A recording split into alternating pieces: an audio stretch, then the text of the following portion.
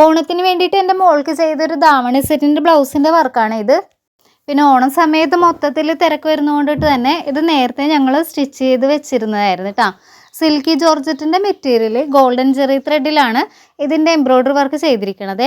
ഷോളിന് വേണ്ടിയിട്ട് സെയിം കളറിലെ സ്കാലപ്പ് കൊടുക്കാനായിരുന്നു ഉദ്ദേശിച്ചിരുന്നത്.